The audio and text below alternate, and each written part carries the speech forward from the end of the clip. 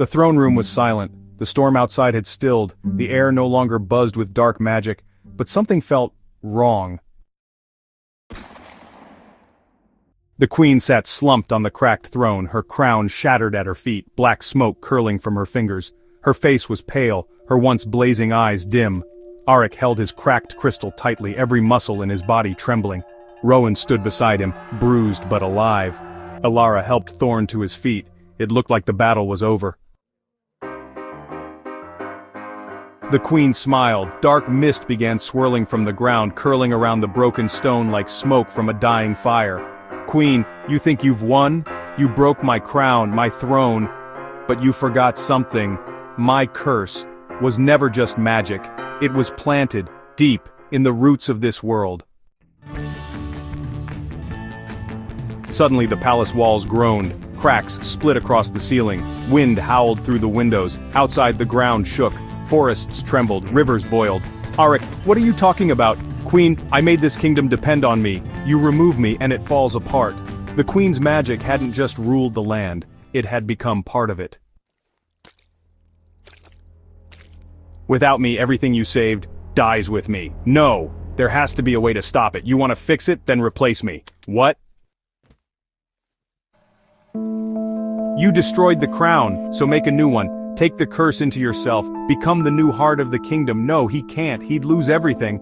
But if no one does, the kingdom dies.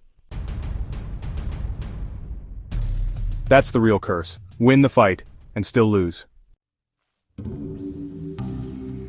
Arik looked at his friends. He stepped forward.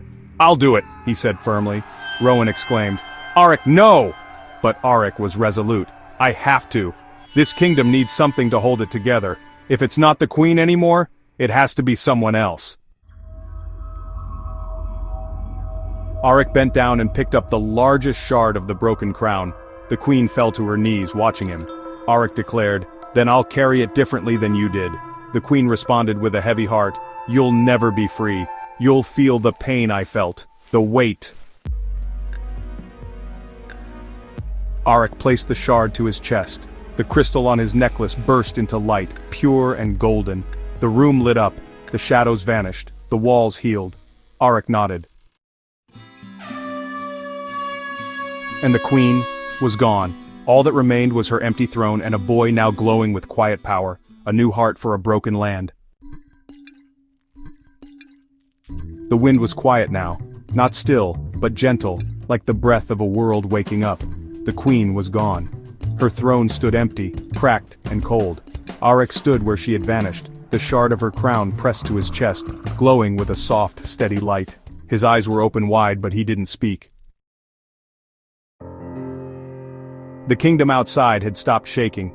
The skies, once dark and twisted with clouds, began to clear. For the first time in anyone's memory, sunlight touched the towers. But it wasn't over. Elara took a step toward him. Elara, Arik? Arik, I can feel it. Every root, every river, every scream from the past. Rowan moved closer too, hesitating. Rowan, are you still you? Arik, mostly, but the curse, it's still here, as a scar. The queen tied her life to the kingdom so tightly that removing her left cracks. I can feel where everything is breaking. Thorn clenched his fists. Thorn, there has to be another way. There's always another way. Arik, no, she made sure there wouldn't be. If I let go now, the curse finishes what she started. Elara, but if you keep it, you'll never be free. Arik looked up at them. He smiled, but there was sadness in it. Arik, I'm not keeping it, Rowan. Then, what? Arik, I'm ending it. From his pocket, Arik pulled the last glowing piece of the crystal, his mother's. He raised it and the light grew brighter, humming like a lullaby. Arik, this power came from love. Hers, yours, mine. That's how it ends. Not with thrones, not with rulers, with choice.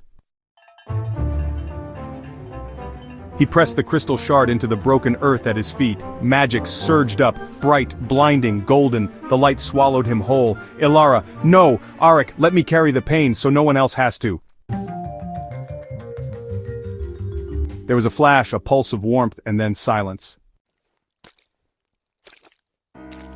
When the light faded, the throne was gone.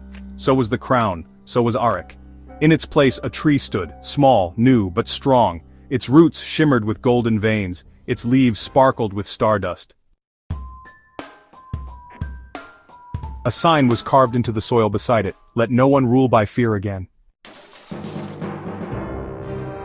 Rowan fell to his knees, Alara wept into Thorn's shoulder, but somehow, they smiled. Because the curse was over, because the queen's shadow was truly gone, because the boy who stood against her had planted hope in her place, and it would grow, forever.